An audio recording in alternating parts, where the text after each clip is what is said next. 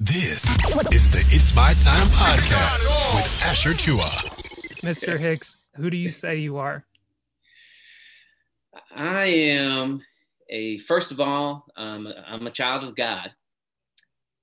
And second, I'm a father, a husband, friend, accountability partner, and business partner, trying to help as many people as I can and serve as many people as I can along the way. Always trying to bring somebody up. One of my verses I always say to myself every morning is, Lord, give me the strength to have positive words come out of my mouth to encourage somebody to get through their day. Not get through my day, but to get through their day, so that he allows me to be free and open. And Right. like Jeremy Camp, I like Jeremy Camp's song. He says, keep me in the moment. Keep me in the moment. And so that's who I am. Nice. And what's your Got a lot of hats. what's your background in? Where did you grow up?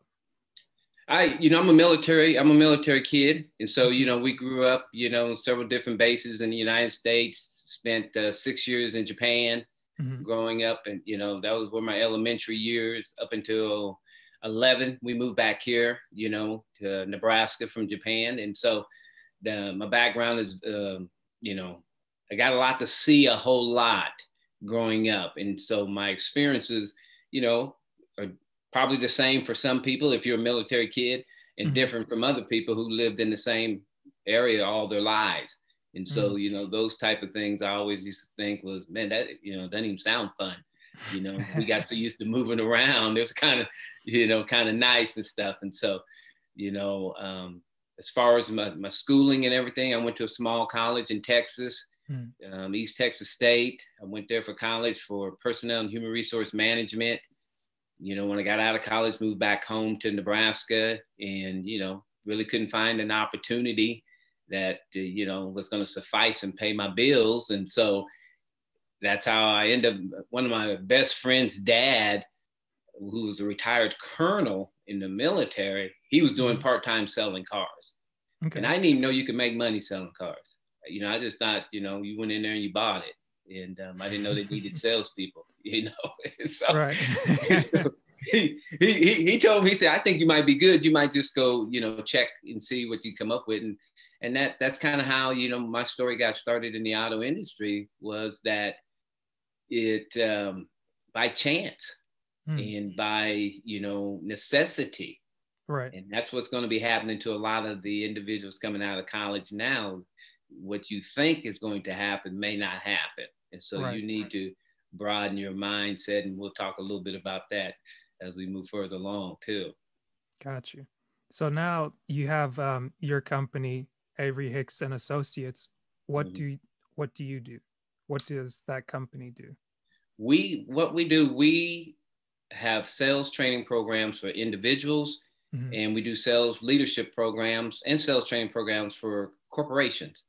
And so basically, depending upon what the need is, let's say if you're an individual and you are just getting in the sales industry, well, there's a different type of sales training for that, because you need to go down A through Z.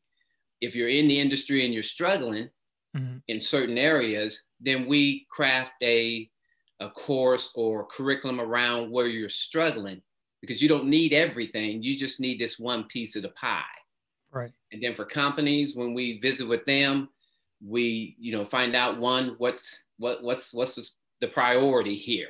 Are we getting them emotionally involved? Do they need motivation? Do they need inspiration? Or do they need some concrete overcoming objections? Do they need some word tracks on how to overcome issues that the customer may have? So everybody's at a different level. And that's the thing that we like about us, is that we just don't have one cookie cutter program for everybody. Because what typically happens when you have a cookie cutter program for everybody, the individual will only go look at what he or she needs, and then the rest of it doesn't matter to them. Well, they start to think that they wasted money. Right.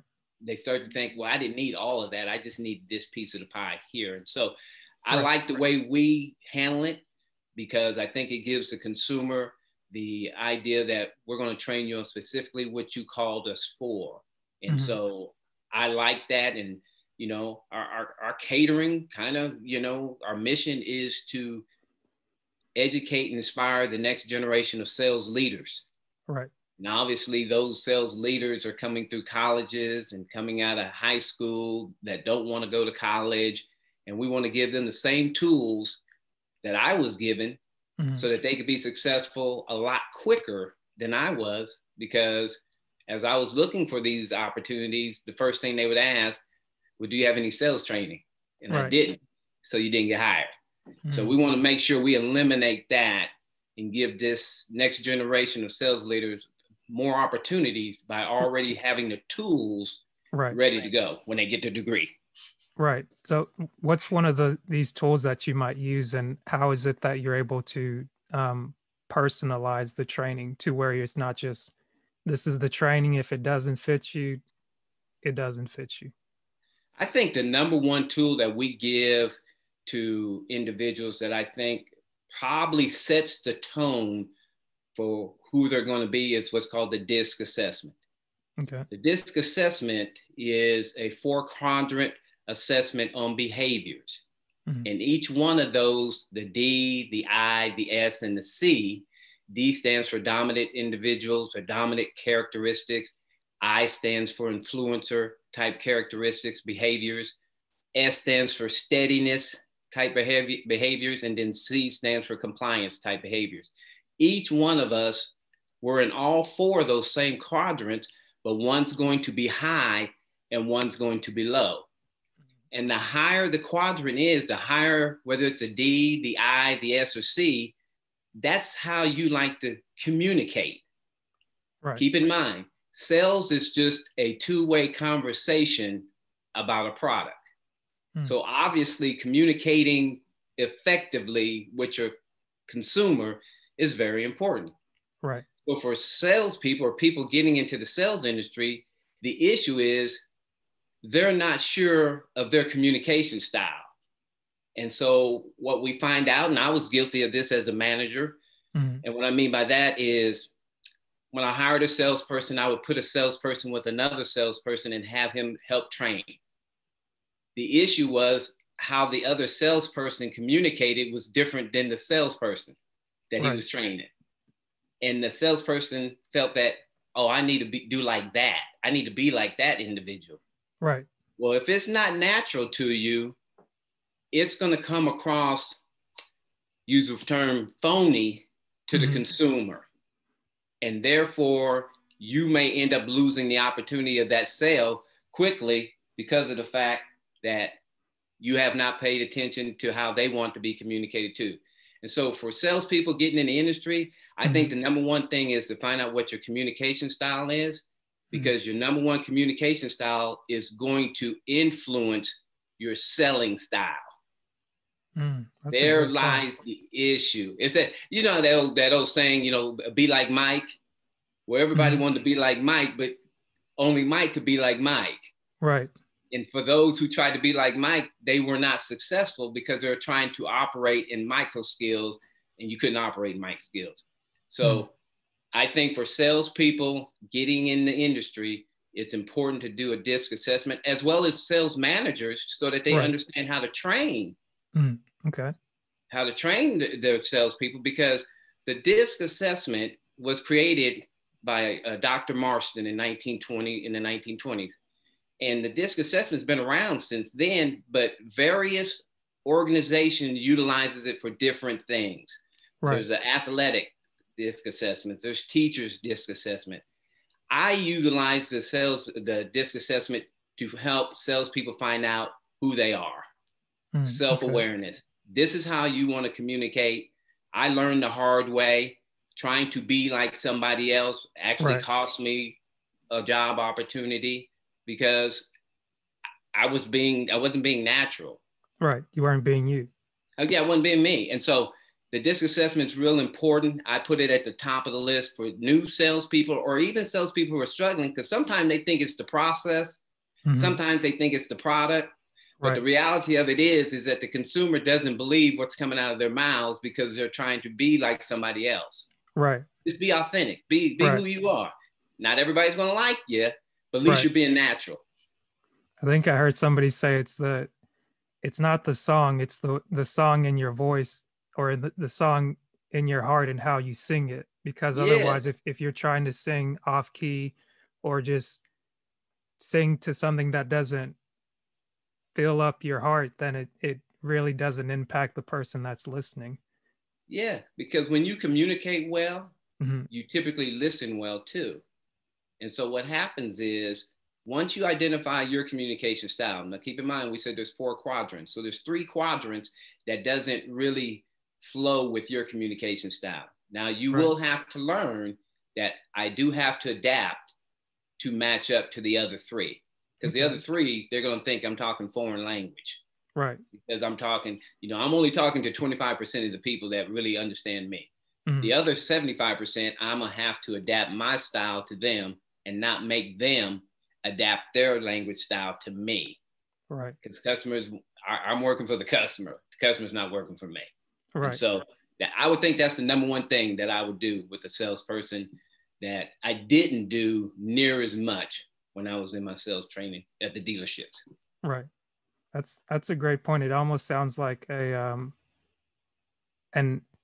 addition to how to win friends and influence people, because that's one of the key points they mention in there is you have to create win-win situations where the other person can get something out of it. Because if they just feel like, oh, here comes this used car salesman, that's the typical thought people think when they think about sales and car. They're like, here comes this person, they're going to try to like sell me a hoopty or something, and it's like I don't want that. And even with that, I think we spoke before, and you had already, before you saw the disc, the categories of the customers. But now, knowing who you are as a person, you can pair up who you are with that customer and that clientele. So if I may ask you this question, who is it that you work with, and how do they get in touch with you? Okay. We typically, like I said, we work with everybody, but we specialize in helping the next generation of sales leaders. So we typically look at the college student today. Okay. Because statistics says right now, we're speaking about today, 50 to 65% of business degrees are going to go into the sales industry. Mm. If you have a marketing degree, that's 75 to 80% are going into a sales industry, your first job. Right. So imagine if you're a freshman or a sophomore right now, what that statistic could look like in 2 to 3 years when you get your degree. Mm. Okay. So the opportunity to get prepared, we have a saying, the level of your preparation will determine the level of your success. Right. So waiting until the last minute to realize that I should have done something and got some extra training when I'm sitting in front of the interviewer is not going to work. I have friends that are in the staffing industry, and they always highlight 2 things that companies are looking for today. 1, how do you communicate? And 2, how do you maintain self-control when it gets pressure on you? They want to know how you can deal with pressure today and how to communicate. And so what we want to do is, let's get started early. Let's take a look at what your curriculum is that you're going through college. Right. Let's craft a program together that's going to help you get the skills that you need, so that you just put more tools in the toolbox. Right. Because your 4.0, your Sigma Cum Laudes, your all those other fancy names, when you're sitting down for the interview, don't matter. Right. Because I got 1,000 of these people in here. So what's going to be different? Okay, the skills that help me, and the number one thing in sales or in any communication is being able to deal with people. Right. And that's the number one thing. So we like to work with them. But yes, if somebody wants to get a hold of us, they can go to the website, which is averyhicks.com. You can go to the contact section, and it'll ask you if you're interested in sales assessment, you're interested in sales training, leadership training. Click the box, put your information in there. It'll come back to one of our associates. We'll get involved. We'll get in touch with you. We want to hear your story about what you're trying to do and where you're trying to get to, so that we can make sure that we can help you. We believe we can, but we want to hear what you need from us so that we can craft a program specifically for you.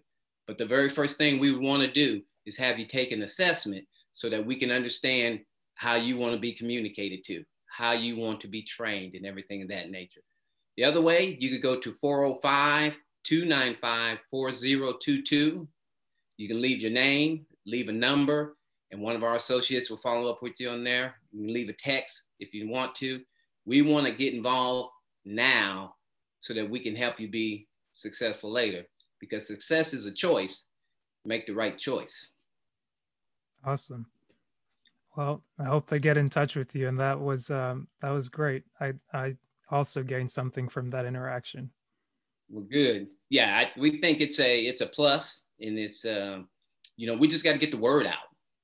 We really got to get the word out. And I think, our goal here, I know on my end, like you were talking last night about getting on videos and being proactive. One of the 4 things I always talk about that makes a successful salesperson, the number one thing is being proactive. Getting out there, making it happen. Don't wait on anything. Taking action. It just keeps coming back around. Right. It just keeps coming back around. But each one of us look at it differently based upon our style, and that's the thing that has to be overcome. So, good stuff. Looking forward. Awesome. Looking forward to it, and we'll put it up there and see if we get people to call us. Yeah, I think you did very well. I mean, your polish, your practice. I mean, that's your salesmanship's coming through. Yeah. I think. But I mean, and also, I guess it probably doesn't even it seems rehearsed, but I can tell that it only seems rehearsed through your practice, you doing it every day, in your profession, and that shows the professionalism and how you're able to calmly and steadily explain it without going over here. I already had in my mind, I was like, oh, is the saying get your ready on? Because it's that's the thing. I'm just I got my mindset right this morning, but it's no, just let him figure it out. Back up and just calm yourself. It all ends at the same place.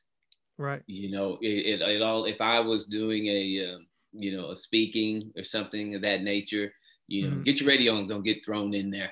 Gotcha. Because it ends up about preparing your minds to take action. Right. And right now, if you're in school, and and my son, he got his master's and bachelor's and stuff, and I asked him, he said, "Dad, they ain't showing us nothing about no sales." And you get these young folks out there in the real world, and their first gig is selling, and it's selling. First of all, brings fear to people, because the very first thing they think of the automobile industry sales. But the reality of it is there's several different types of sales. Yes, the auto industry, mortgage industry, type roofing industry. Yeah, there's money is negotiable in that. So that's where the fear comes. Money is negotiable. But there are sales jobs where you're selling information. If you're in the pharmaceutical stage, you're selling information to a doctor. He's not paying you anything. All you're hoping for is that 6 months down the road that he writes a order for your product. And so there's no numbers, but information. So who's going to be real good at giving another person information? Right. Probably a high C. So when you're looking at building your team, I need somebody that's good, that likes a lot of information and will give a lot of information. Right. Then if you're inside sales, and it's not a whole lot about negotiation, it's about you being able to converse over the phone, how well your product is. And so the sales industry is complex, because there's a lot of ways you can go and be real successful. Unfortunately, when you think of sales, the first thing people think about is the auto industry, and I don't want to do that. But I mean, I guess, what is it? I guess the auto industry, it's like you said, it's a type of sale, but even in relationships, it's like you're selling. Whenever you're having a conversation, it's like you're presenting yourself Yes. with the thought of, okay, I want to be accepted. And I think Yes. to your point, another piece of I think a lot of people don't like sales because of the possibility of that no, the That's rejection, right. to be like, Rejection. well, what if they say no? And the thing that helps get over the hump a lot of times is that, well, right now it is no because you Mhm. haven't asked. And if you That's don't right. ask it, it's gonna stay no. That's But right. until you develop your speech and you present your case, you'll never know. And then That's even right. if you get the no, the more no's you get, I think they say the closer it gets you to getting a yes. But Yeah. along the way, if you get 1,000 no's, you might have to think, okay, am I asking something wrong? Am I asking the wrong questions? Am I talking to the Yeah. wrong people? And that's where the disc comes in to say, Yes. here's where you are, and here are the types of people that you're going to interact with. You're going to see people that are driving, that are Hmm. demanding. They don't have a lot of time, so you need to get to the point. That's right. And then That's right. other people, they want to build a relationship. They want to be able to socialize with you. They want to be able to say, Mhm. okay, like, are you just in this for the money? It's like, I'm sure you know of people Yeah. in relationships where they're just like, if you're talking with an eye, they're not the hit it and quit it type. They're like, you got to Yes. stick around for a minute. So Yeah. it's like, you got to be considerate in that fact. And That's then right. other people like the yeses, they probably want to know, it's like, well, do you really care about me? Or are you just trying to Yeah. sell me a product? It's Yeah. like, is there going to be a relationship attached to this? Or is it just, I need this to do A, and hey, I'm cool with Mhm. that. But if I'm just meeting somebody that I don't know, maybe I Yes. want to build a relationship to later on just be like, hey, I also have something that I want to sell, but I think you could benefit from. And from Yes. that interaction, and of course, you have the C's that they just need to know, what are you selling Yeah. and what's it going to do for me? Like, Exactly. if you can't tell me that, don't come in here telling me stories about this Yeah. and Yeah. that. Like, if you Yeah. don't have evidence about That's right. how good it is, then I don't want to hear The it. statistics, and then I still need to do my research on Right. what you just told me, just to make sure. But it goes back to, especially for this, obviously this generation and maybe the millennials and stuff, those who have utilized phones for 70-80% of their conversations. Mhm. There's going to be a struggle effect when they get to their destination, because one, you won't be able to just look at your phone all day at work. And Right. so, that's gonna have some of them, a little bit unnerved. But Mhm. two, you have to have a conversation, and that's why I say about sales. We used to call it conversational sales. Mhm. We didn't call it sales pitches or anything. You need to have a conversation sales about a product with a customer. Right. However long it takes, that's what you need to do, or however short it needs to be. But it needs to be a genuine conversation, because sales pitches and stuff, to me, sound like you're trying to coerce somebody into doing something that they don't really want to do. Mhm. If I'm having a conversation with you and we're going back and forth, and you're telling me why it works and why it doesn't work, and I can accommodate what you're trying to do, sooner Mhm. or later we realize, because the price is already on the product. Right. Outside the car industry, the price is on the product. So we're not talking about price. It's just, does it handle what Asher came in here to take care of? Right.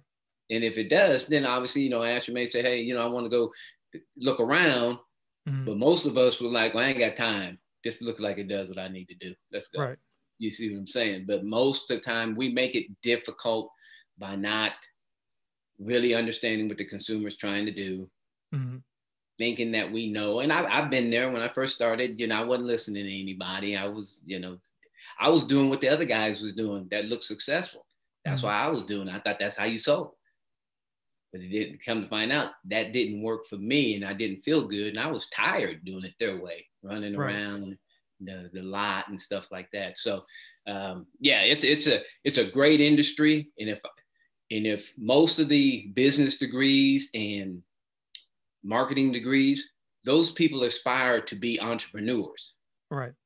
So your number one thing being an entrepreneur is to sell yourself and your business. Right.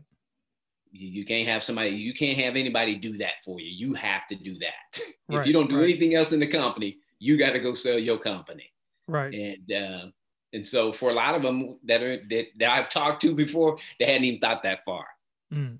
Yeah, I want to be an entrepreneur. Then that means you got to sell your business. Oh, okay.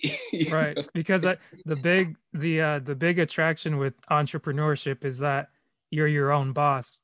Yes. But what a lot of people don't understand is that when you're working for another company, that company's put in the groundwork, the people that are on the board, that are managing and things, good or bad, somebody else had to come before and establish that this is our vision, this is our mission, here's the people we serve, here's how we're going to give them here's what we're going to provide, here's where we want to go, how we're going to get there, who we're going to bring. That's how they go into recruiting you. That's right. And they build the teams, they build the systems, and that's how they've also built a rapport in their communities, and they become corporations by building a name that people know, like, and trust.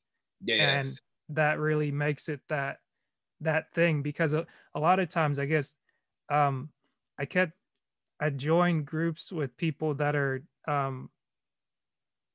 entrepreneurial minded, or just people that are about bettering their mindset. And the thing that I notice is that a lot of people that I've interviewed and people that I've met, like yourself, they've had an entrepreneurial journey, but I've run into, or maybe overheard, a group out of that who's I don't know if I'd say jaded is the word, but since it's the first word that comes to mind, that might be the thing. But they had a bad experience working in corporate.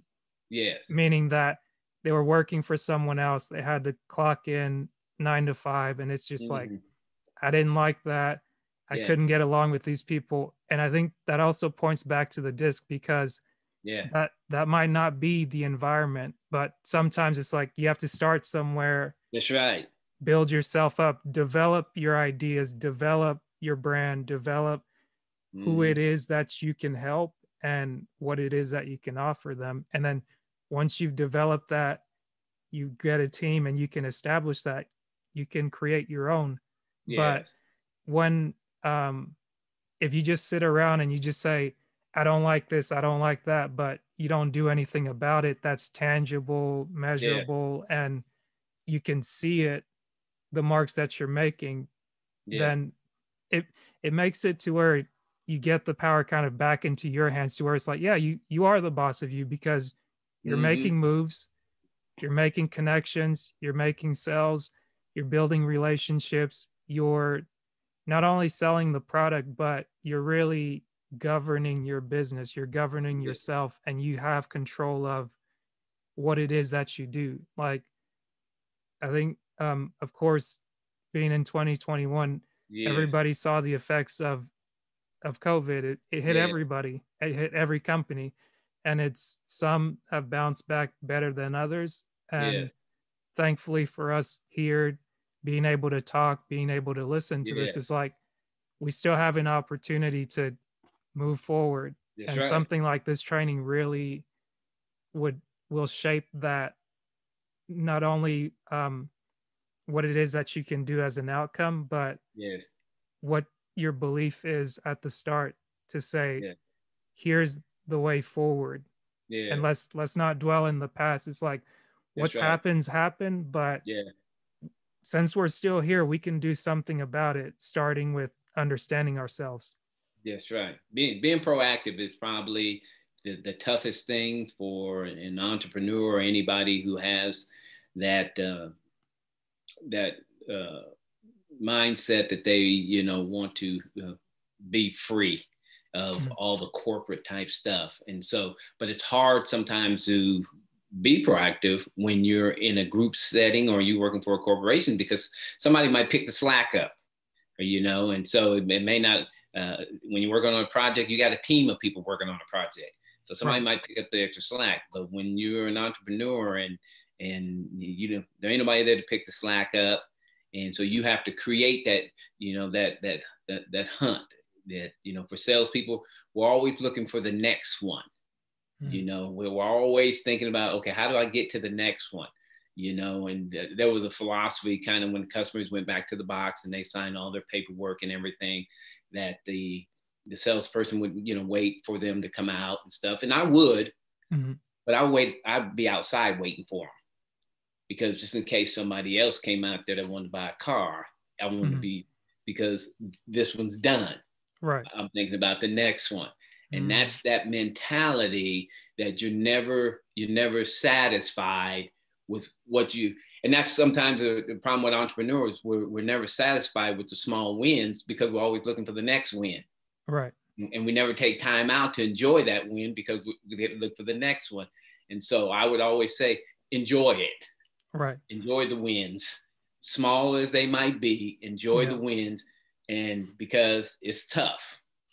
Right. It's tough. And so, but yeah, it's good stuff. I think, you know, hopefully, you know, we'll get some opportunities to keep branching out and letting this new group of individuals that's coming up. Because one thing I'm finding out from a master, they want to learn. They want to be trained, but they have to be trained different than the way I was brought up in training and stuff of that nature. They just, they have a different aspect of how training looks for them, and they don't want it to be boring, and you know, they don't want to sit somewhere for 8 hours and just talk at them. Right. I heard somebody this morning say, anything that you've learned, that you've seen about business that was written pre-1980s, you probably want to throw that away and deal with stuff that's been done in the new age, because it's like you're talking, the people that need the training, they need to be talked to in their language. That's right. They need to be approached with things that are tangible and meaningful. Not to say that there isn't anything tangible about the classics and principles that don't change over time, but the presentation of them need to be to the point and to really highlight what it is that they're asking for. I mean, and you're exactly right. I can remember early, you know, in the late 80s, and my owner came up to me and we were standing on the showroom floor. And at that time, I'm a salesperson. And he asked me, and he says, you know, Hicks, if I wasn't doing any advertising, how would you survive? And, you know, and I looked at him, I couldn't quite understand what he was saying. And he says, I know you're relying on me to bring in traffic, but what happens if I don't bring any traffic? How are you going to survive? What are you doing to grow your business? So during that time, the internet wasn't present. So, you know, I'm in the phone books, you know, I joined the Chamber of Commerce, stuff of that nature. And so, but today's salesperson, he or she can get on Facebook and create a Facebook page, put the dealership's cars on their personal Facebook page, and treat it just like their own business. And customers can go to their Facebook page and get the introduction of the car and come on in.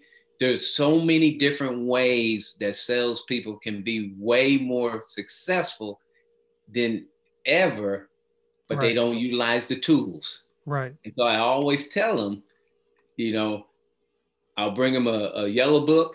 I said, you can have the yellow book or you can have the internet. Which one you want?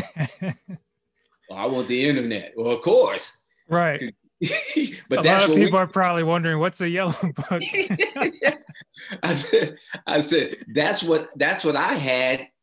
And I was successful with it because that's what our times gave us, was that. Your times is giving you the internet, Facebook, Instagram, YouTube, and all those other places to generate leads and generate business for yourself. And you tell me you don't have anything to do, you're not being proactive. You really need to think about what you're trying to do and accomplish. And so, but yeah, it's out there. It's out there. Yeah.